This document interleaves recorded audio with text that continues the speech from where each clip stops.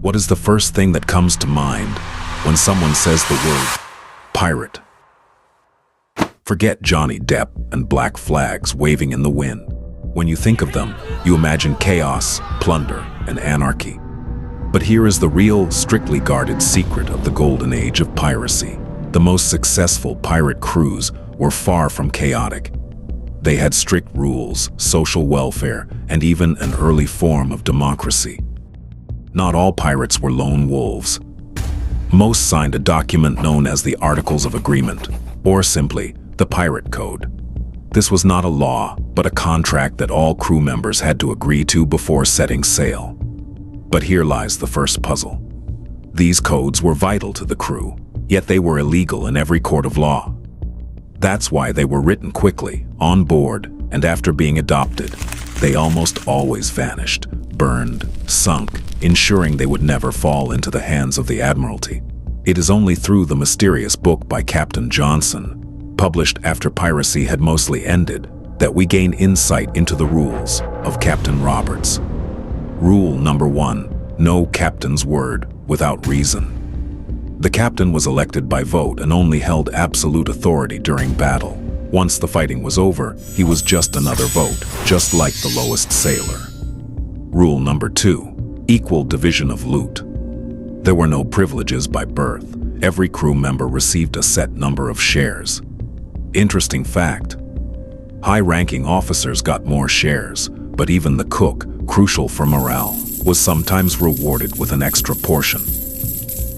Rule number 3, compensation for injuries. Believe it or not, the Pirate Code included an incredibly detailed system of compensation for injuries. The pirate life was dangerous. If you lost an arm or a leg in battle, it meant ruin in the Navy. But pirates were pragmatic. Their code specified fixed amounts that an injured sailor would receive from the common treasury. For the loss of a right arm, 600 pieces of 8.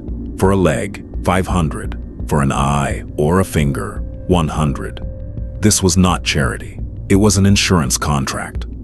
This motivated the crew to fight bravely. They knew they would be taken care of if they were wounded. This was a world where outlaws cared for their men better than the Royal Navy did. Of course, there were also rules of conduct and strict penalties. No fighting on board. Private disputes were settled on land. Anyone who raised a sword against a crewmate on deck would be punished. Banning of hidden loot. Trying to conceal even the smallest part of the plunder was considered a betrayal of the code and was punishable by death, or even worse, marooning on a deserted island. But the most puzzling rule, the one that guarded their secret, the strict ban on bringing women aboard. This wasn't just about order. This was a way to preserve the absolute secrecy of their fleet, their plans, and their secret system, to ensure that no external witness could give testimony to the Admiralty about how the Pirate Republic truly functioned. Pirates were outcasts. What they created in the Caribbean waters was not anarchy, but a system that, although ruthless, was far more just and democratic than the life they had left behind. The Pirate Code is proof that even the greatest outlaws understand the power of rules, and that power was so immense that, to preserve it, they were willing to forever surrender their most important documents to the waves.